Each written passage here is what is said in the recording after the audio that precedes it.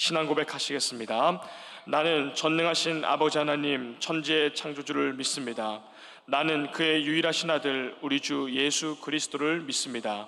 그는 성령으로 잉태되어 동정녀 마리아에게서 나시고 본디오 빌라도에게 고난을 받아 십자가에 못 박혀 죽으시고 장사된 지 사흘 만에 죽은 자 가운데서 다시 살아나셨으며 하늘에 오르시어 전능하신 아버지 하나님 우편에 앉아 계시다가 거기로부터 살아있는 자와 죽은 자를 심판하러 오십니다.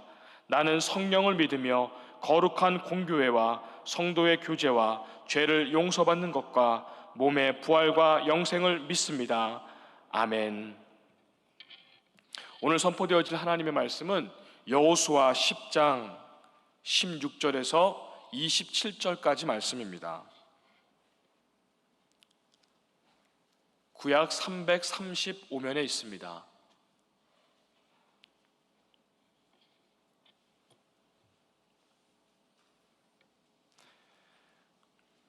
여호수아 10장 16절에서 27절까지 말씀을 제가 봉독하겠습니다.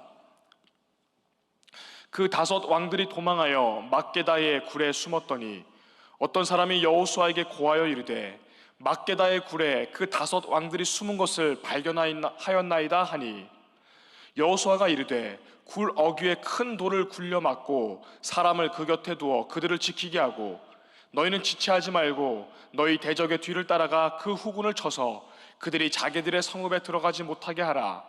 너희 하나님 여호와께서 그들을 너희 손에 넘겨주셨느니라 하고 여호수아와 이스라엘 자손이 그들을 크게 살육하여 거의 멸하였고 그 남은 몇 사람은 견고한 성들로 들어간 고로 모든 백성이 평안히 막게다 진영으로 돌아와 여호수아에게 이르렀더니 혀를 놀려 이스라엘 자손을 대적하는 자가 없었더라.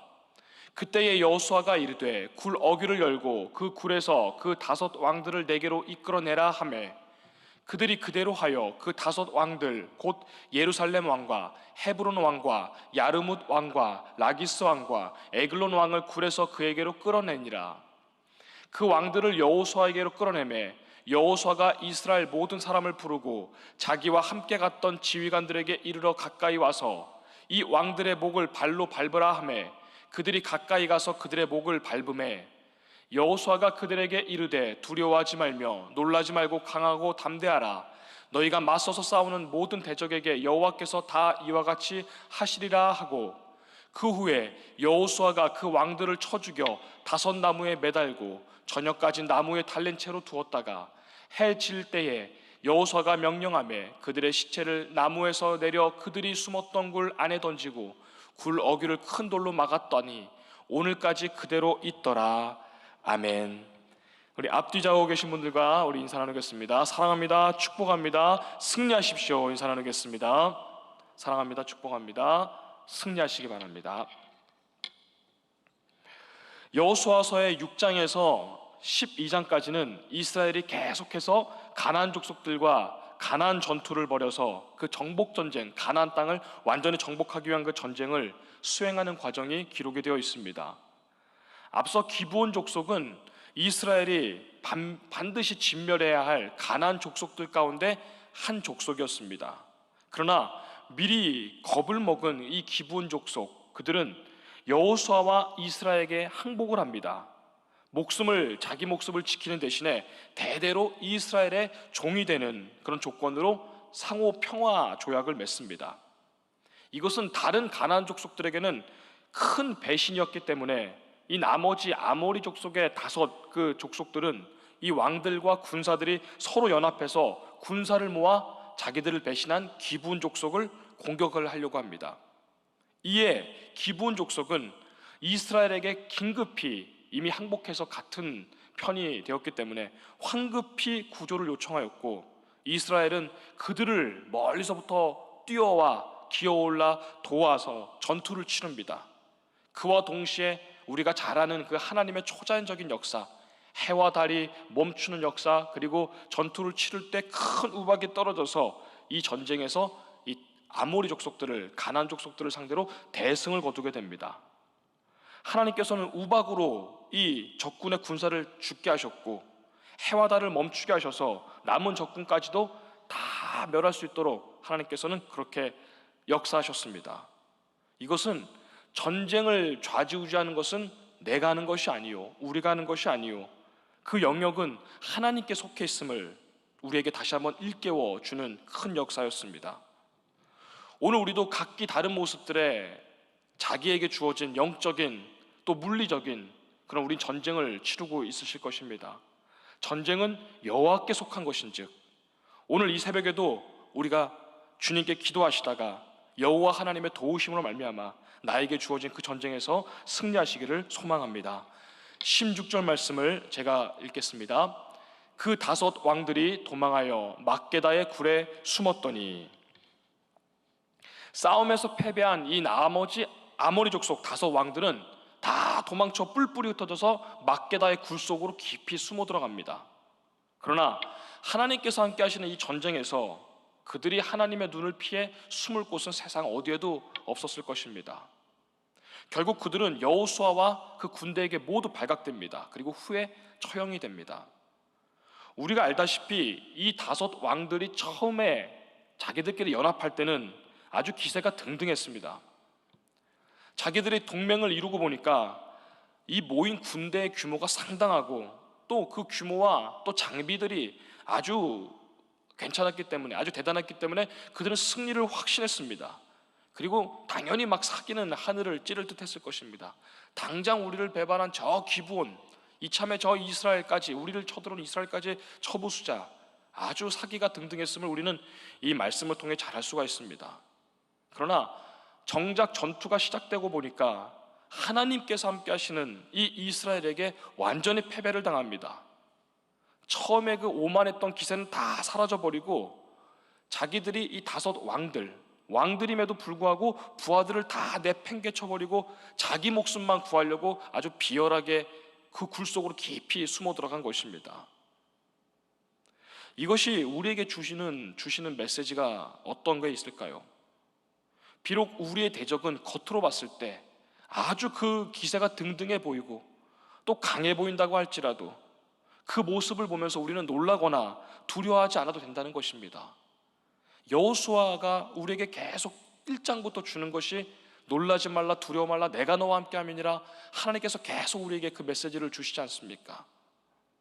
우리의 대장 되신 예수님을 온전히 우리가 이 안에 모시고 살 때 이미 우리 구주께서 그들을 이미 정복하고 승리하셨기 때문에 우리는 담대하게 승리할 수 있는 것입니다. 사무엘상에 보면 우리가 잘 아는 또 예가 있지 않습니까? 아주 거대한 덩치로 칼과 또 창을 가지고 덤비는 이 거대한 골리앗을 향해 비교적 작은 몸이지만 이 다윗이 담대하게 믿음을 가지고 나갑니다. 골리앗의 그 거대한 외형에 주눅들지 않습니다. 오히려 전능하신 만군의 여호와 하나님을 의지하고 나아갔을 때 그 담대한 모습을 우리가 잘 알고 있지 않습니까? 오늘날 이렇게 영적으로 많이 타락하고 또 여러 가지로 무서운 시대를 우리가 살고 있지만 거대한 골리앗처럼 말입니다. 창을 들고 칼을 들고 우리에게 다가오니 이 세상이 얼마나 우리에게 쉽지 않습니까? 이럴 때일수록 우리가 다시 한번 내 영적인 상태를 잘 한번 점검해보고 전능하신 만군의 여호와를 다시 한번 영적으로 또 우리 육신적으로 다시 한번 정신을 바짝 차리고 하나님의 능력을 믿고 다윗처럼 담대하게 나아갈 때 우리는 반드시 승리할 줄 믿습니다. 이어서 18절 19절 말씀입니다. 여호수아가 이르되 굴 어귀에 큰 돌을 굴려 막고 사람을 그 곁에 두어 그들을 지키게 하고 너희는 지체하지 말고 너희 대적의 뒤를 따라가 그 후군을 쳐서 그들이 자기들의 성읍에 들어가지 못하게 하라. 너희 하나님 여호와께서 그들을 너희 손에 넘겨주셨느니라 하고, 여기서 지도자 여호수아의 모습을 통해 우리는 지도자가 갖춰야 될 또 하나의 조건에 대해서 배울 수가 있습니다. 여호수아는 18절 19절 그리고 그 앞에 17절을 통해서 아모리 족속의 그 다섯 왕들이 도망쳐서 막게다의 굴 속으로 들어가 숨었다라는 보고를 어느 부하로부터 듣게 됩니다. 만약에 저 같았으면 당장 저들을 끌어내라, 그래서 당장 거기서 처단했을 것 같습니다. 이것이 너희들의 결론이다 막 이러면서 했을 것 같은데, 여호수아는 그거를 알고선 그 굴 앞에 큰 돌로 입구를 막아서 그들이 도망치지 못하게 가둬놓습니다. 그리고 남은 저 군사들을 다 섬멸하도록 이어서 18절, 19절에서 명령을 하고 있습니다. 이 왕들을 가둬둔 채로 군사들을 먼저 진멸하여라. 그리고 모든 것이 마무리되고서 이 왕들을 이제 처형하는 것을 우리가 볼 수가 있습니다. 당장 적군의 이 수장들인 왕들을 그 자리에서 잡아놓고 처단하면서 이 승리의 기쁨을 막 누릴 수도 있었습니다. 그런데 여호수아는 이 당장 눈앞에 보이는 것에 그 감정이 이입되지가 않습니다. 그리고 하나님께서 신명기에서부터 계속해서 말씀하신 남김없이 적군을 다 섬멸하라는 그 명령을 하나하나 이행해 갑니다. 혹시 이 차후에 남아있을 이 잔재 요소들, 우상 숭배와 또 이스라엘 백성들이 가난에 동화될 이 잠재 요소들을 완전히 제하려 했기 때문입니다. 이처럼 지도자에게 있어서 감정에 이입되지 말고 순간 그것에 동요되지 말고 영적으로의 우선순위, 하나님께서 말씀하신 그 우선순위를 잘 판단해서 그것을 처리하는 것 또한 이 지도자들에게 있어서 가장 중요한 능력 가운데 하나일 것입니다. 감정에 동요되지 말고 영적으로 우선되는 것이 무엇인가, 하나님께서 말씀하신 그 약속이 무엇인가, 여호수아는 그것을 기억하였습니다.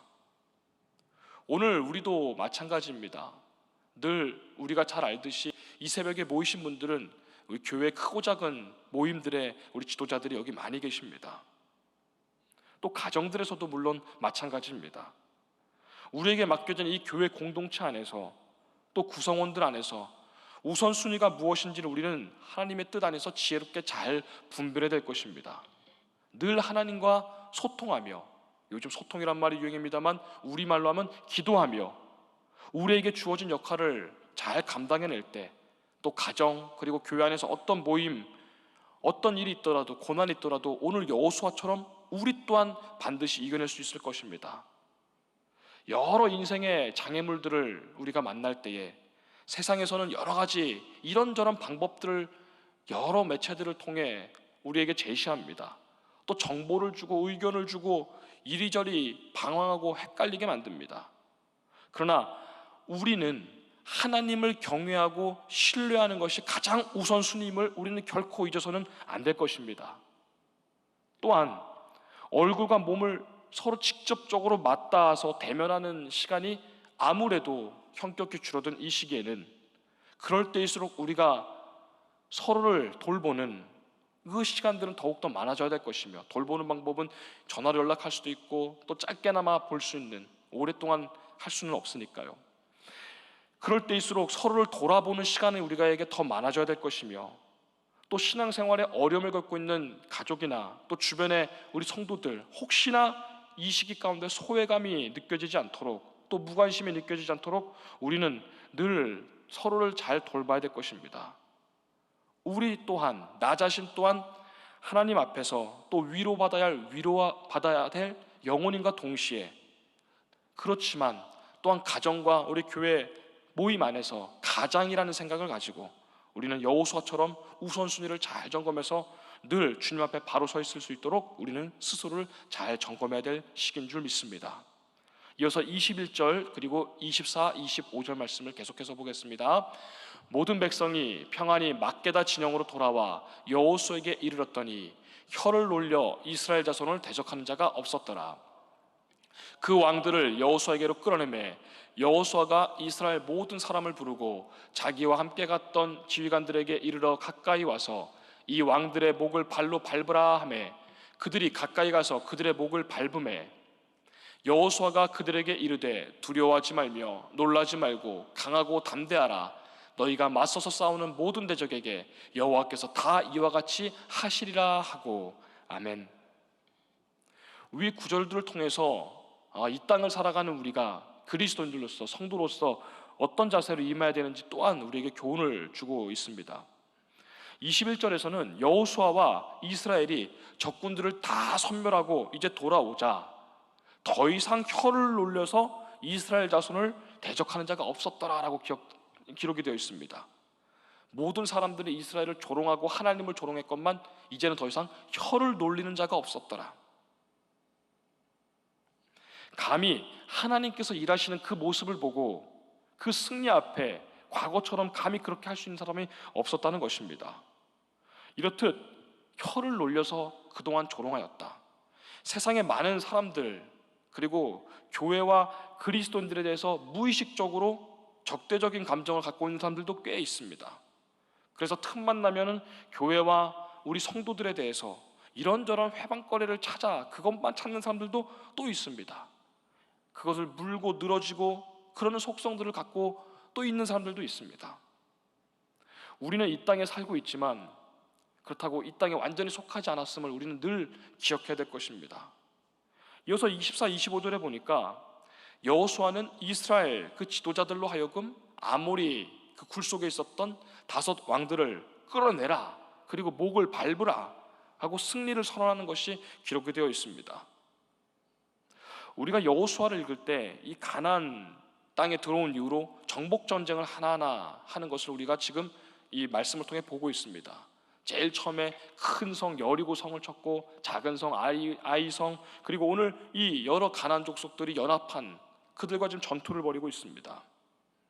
이 정복 전쟁을 벌이는 과정에서 한편으로는 인간적인 마음으로 조금 이해할 수 없었던 부분이 있습니다. 그것이 무엇이냐? 왜 하나님께서는 그 어린 아이들까지, 남녀노소까지 완전히 싸그리 싹 다 진멸하라, 완전히 섬멸하라, 왜 모든 살아있는 가축까지도 생명체를 다 진멸하라, 굳이 그렇게까지 하실까? 라는 생각이 들 때가 있습니다. 오늘 말씀에서도 모두 진멸하라, 남겨놓지 말아라는 말씀이 이제 기록이 되어 있습니다. 그것은 앞으로도 이제 여호수아 전쟁은 계속 그럴 건데, 죄지을 가망성을 있는 것을, 남겨진 것을 완전히 차단하기 위한 하나님의 뜻이 있기 때문입니다. 신명기 7장 16절 말씀에서도 이 우상 숭배의 이 작은 불씨라도 하나님께서는 완전히 제거해버리라는 것을 우리는 잘 알고 있습니다.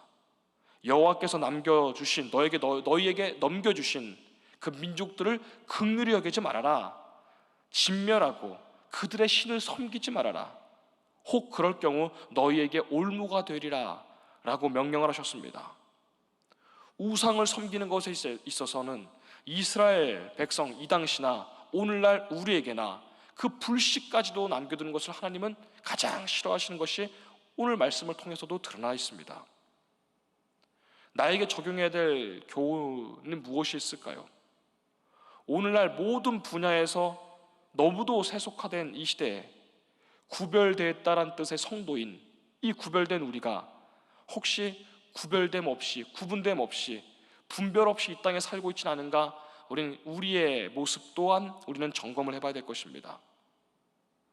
하나님께서는 이 땅에 아직 예수님을 그리스도로 섬기지 않는, 믿지 않는 사람들을 향해 복음을 전해야 됨과 동시에, 그리고 복음을 전하며 그들을 섬겨야 됨과 동시에, 그러나 그들과 하나 되지 말고 구별된 성도로서 분명히 정체성을 가지고 살아갈 것을 우리에게 명령하고 계십니다.